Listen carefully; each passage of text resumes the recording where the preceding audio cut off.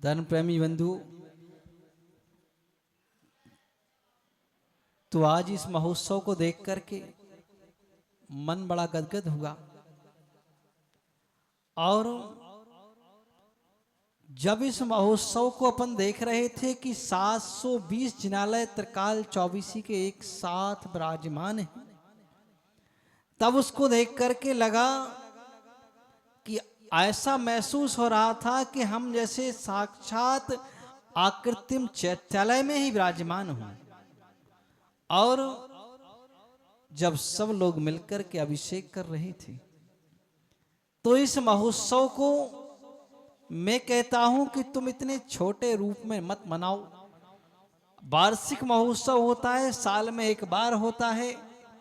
इसमें आप 108 थालियों में विराजमान करें, 108 सौधर्म इंद्र बनाए जाएं और फिर उसको बाहर विधिवत तरीके से या फिर 108 थालियों में उन सारे जिनालयों को लेकर बारादरी में वहां अपन आयोजन करें, अगर पानी की संभावना हो यहाँ तो।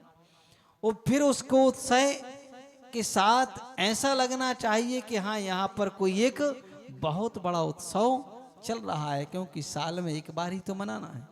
हमें सुन रहे हो? तो जब साल में एक बार ही मनाना है तो उसको इस तरह से मनाए हम कि लगना चाहिए कि हम 772 जिनालयों का महामस्तक अभिषेक कर रहे हैं। क्योंकि जो समय व्यतीत हो जाता वह कभी लौट करके नहीं आता है। कहा है कि सपने हैं घरौंदे बिखर जाते हैं और मौसम है परिंदे न बंध पाते हैं। आज अवसर मिला है तो भक्ति कर लो, ये दिन गुजरे हुए दिन लौट करके कब आते हैं? गुजरे हुए दिन लौट करके कब आते हैं? का जो दिन है वह कभी लौट करके नहीं आते। और हम जब भी भगवान का उत्सव मनाते हैं तो अपने आप को ऐसा ना समझें कि हम बारादरी वाले हैं, हम इधर वाले हैं, हम 4 सेक्टर वाले हैं, हम ये हम कुछ नहीं। हम सब एक हैं। और आज के समय में सबसे ज्यादा महत्वपूर्णता है अगर किसी की, तो वो एकता की है। जब हम 772 जिन बिंबों को एक थाल में एक साथ विराजमान करके भगवान का अभिषेक कर सकते हैं, तो हम 772 अनुयायी, 720 अनुयायी एक साथ क्यों नहीं इकट्ठे हो सकते? और हम उन्हीं भगवान के अनुयायी हैं, कोई अलग अलग नहीं। जब हम सब एक ही भगवान के अनुयायी हैं, एक ही जैसी पद्धति को मानने वाले हैं, तीर्थंकर वो ही हैं, उन्हीं सबका उपदेश हम सुन रहे हैं, कोई अलग अलग नहीं है। जब अलग अलग नहीं है तो हम सब एक साथ बैठ करके एक साथ सारे कार्य करते हैं तो उसका आनंद एक अलग आता है। कुछ चीजें ऐसी होती हैं जो समूह में आनंद देती हैं, और कुछ चीजें ऐसी होती हैं जिनको शांत वातावरण चाहिए होता है। जब आप भगवान का ध्यान करने बैठेंगे तो हमें शांत वातावरण की आवश्यकता होती है, और जब हम भगवान की भक्ति करने बैठते हैं तब हमें सबकी आवश्यकता होती है, और सभी में आनंद आता है। जैसे इंद्र अष्टानी का पर्व में जब नंदीश्वर दीप जाता है तो अकेला नहीं जाता है, क्या करता है? चतुर निकाय के परिकर को सबको एक साथ लेकर के चलता है। एक निकाय नहीं, देव कितने प्रकार के होते हैं? 4 प्रकार। उन चतुर निकाय के परिकर को सबको पूरा एक साथ लेकर के चलता है और कहता है जल्दी आओ, शीघ्रता से आओ, सबको बुलाता है। कौन? सौधर्म। वह सोच ले कि मैं तो अकेले ही काफी हूं।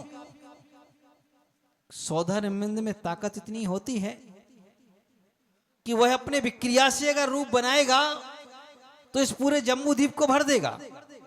कितने को? जम्बू द्वीप को, भारत क्षेत्र को नहीं। कितने को? जम्बू द्वीप को भर देगा। नरेश भाई कितनी ताकत है कि जम्बू द्वीप को भर देगा। लेकिन फिर भी वह ये नहीं सोचता है कि मैं इतनी विक्रिया कर लूंगा और अकेले ही चला जाऊं। ऐसा नहीं सोचता। क्या सोचता है? सबको बुलाओ। जिनकी ताकत कम होती है, क्योंकि सब देव नहीं जा सकते वहां, नंदीश्वर जी क्यों नहीं जा सकते? क्योंकि रास्ते में बहुत सारा अंधकार मिलता है, और अंधकार में इतना अंधकार मिलता है कि कई देवों का तो अवधि ज्ञान वहां काम नहीं करता है। इतना बड़ा अंधकार है, तो अवधि ज्ञान भी लगाएंगे तो अंधकार ही अंधकार दिखेगा। तो बड़े देवों का जिनका अंधकार से पार अवधि ज्ञान काम कर जाता है कि रास्ता कहां है, तो उसमें अवधि ज्ञान के बल से जाते हैं। तो बड़े देवों के साथ छोटे देव पीछे पीछे चले जाते हैं, वरना छोटे देव जा ही नहीं सकते। तो इसलिए कहा हमारा कर्तव्य है कि बड़े लोग छोटे लोगों को लेकर के साथ चलें और सबके साथ मिलकर के हम उसको बड़े विस्तार रूप में आयोजन करें। तो जब हम सब मिलकर के चलते हैं तो हमारी एकता का परिचय होता है। आज हम देखते हैं कि जैन समाज विभिन्न टुकड़ों में बटी हुई है, और ये टुकड़े विद्वत लोगों ने बांटे हुए हैं। और विद्वत में भी कुछ ने भक्ति बस बांटे, कुछ ने गरीबी बस बांटे, और किसी ने अपने ज्ञान का दुरुपयोग करके बांटे। 3 लोगों ने बांटे। किन लोगों ने? एक ने भक्ति के बसात होकर बांटे, एक ने गरीबी के कारण बांटे, और एक ने अपनी बुद्धि क्षमता का दुरुपयोग करके बांटे।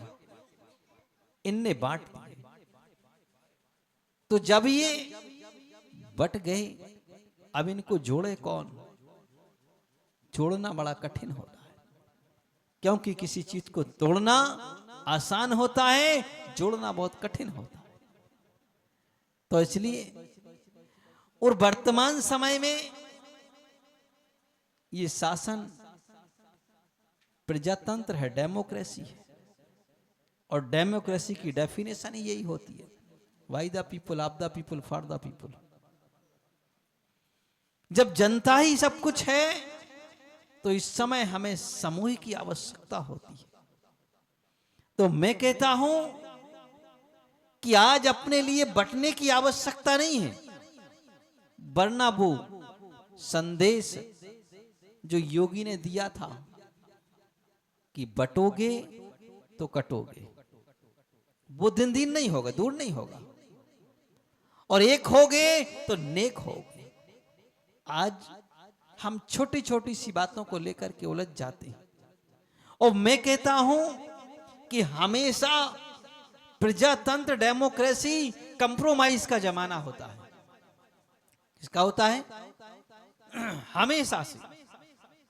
और हम अगर परस्पर में कंप्रोमाइज करके चलें, कंप्रोमाइज में एक कदम तुम्हें बढ़ाना होगा, एक कदम हमें बढ़ाना होगा, एक कदम हमें हटाना होगा, एक कदम तुम्हें हटाना होगा, तो कंप्रोमाइज होता है।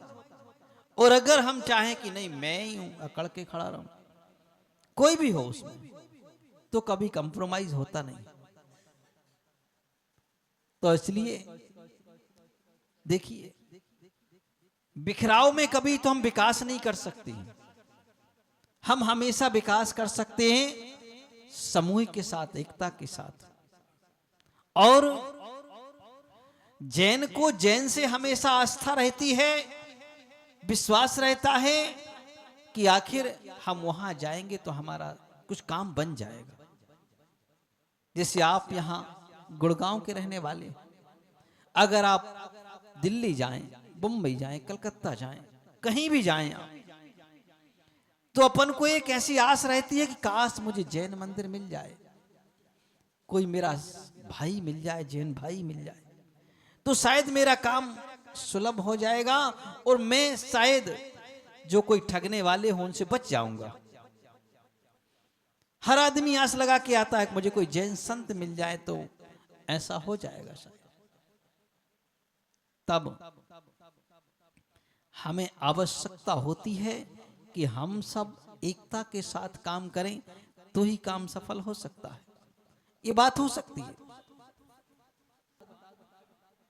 कि चाहे देश हो, चाहे समाज हो, चाहे परिवार हो और चाहे साधु संघ हो,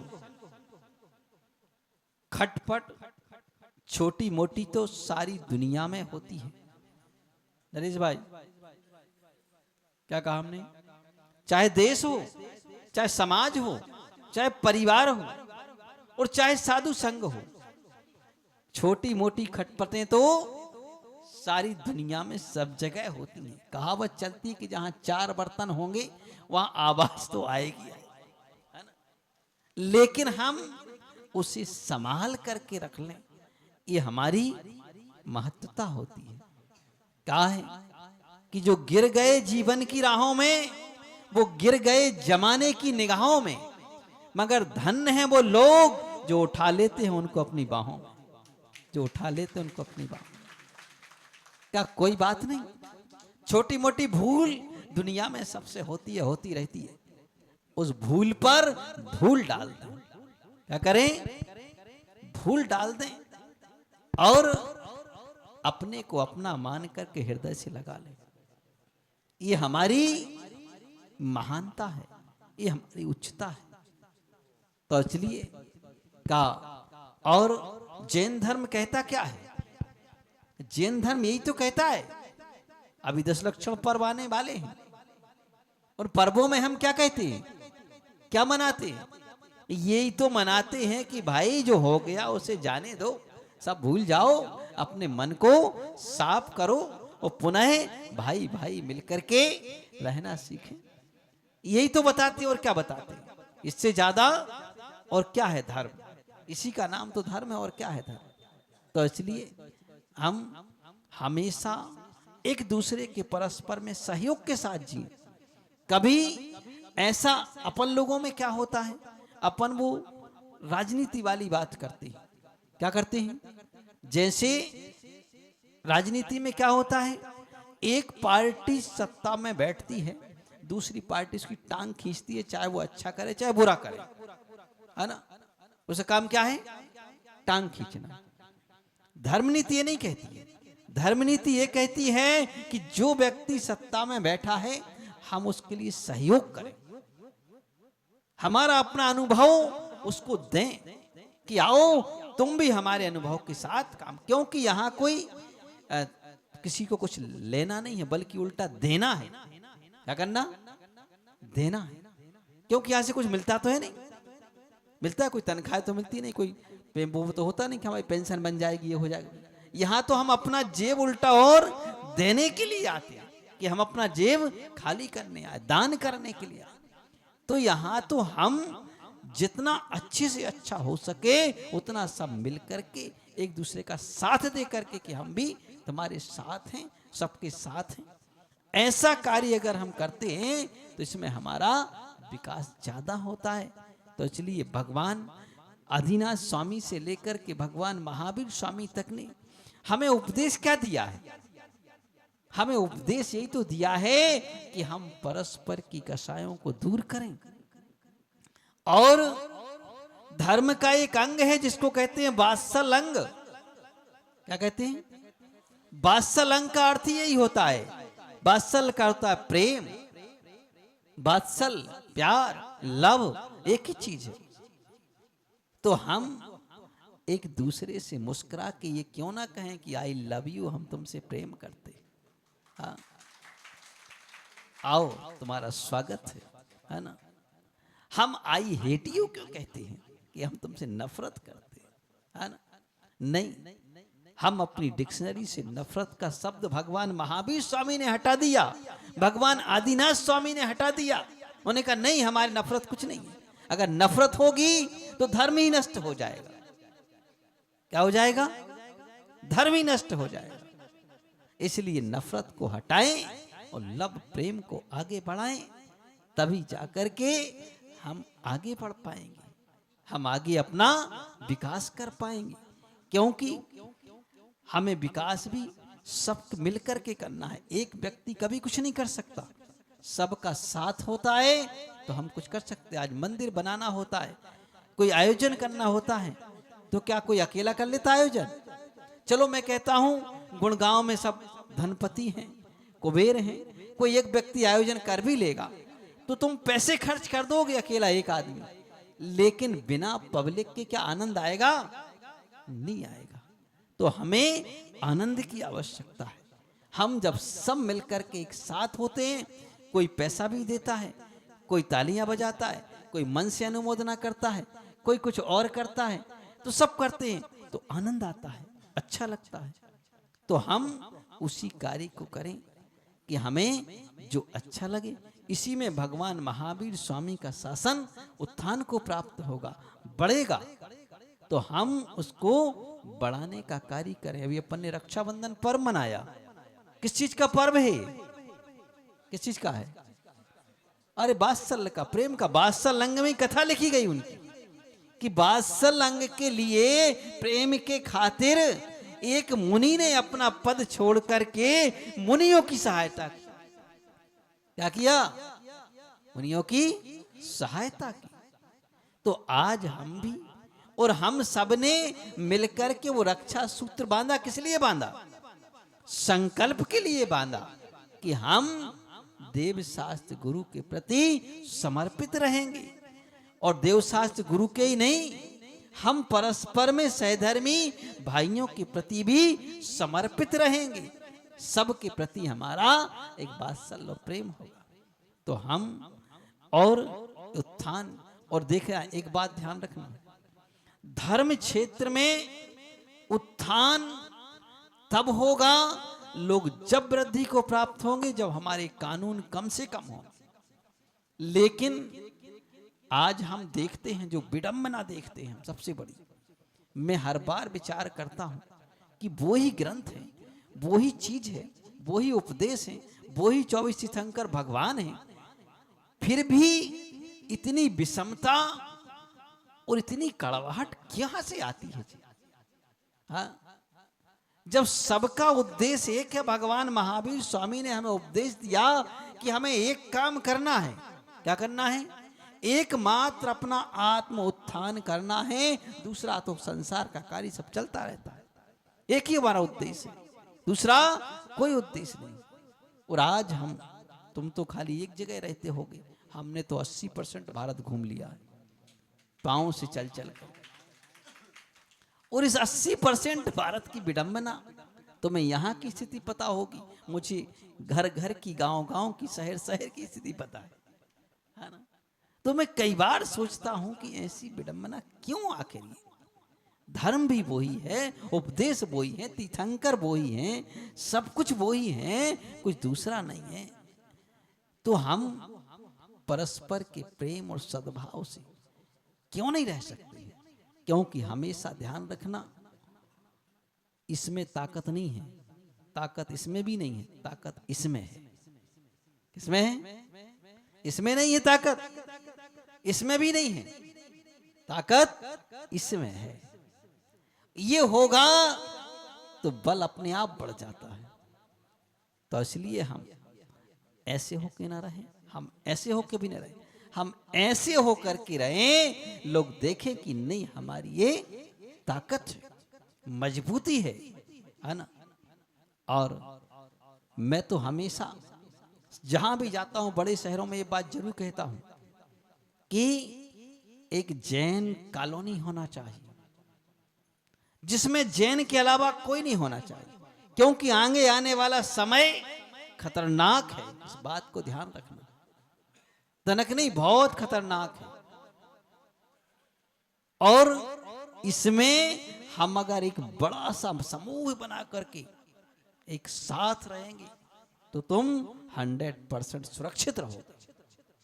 इसलिए एक ऐसी कॉलोनियां होना चाहिए जहां 1000 घर, 2000 घर एक साथ हो जैनों के, उसका मूल्य हमेशा ज्यादा रहे।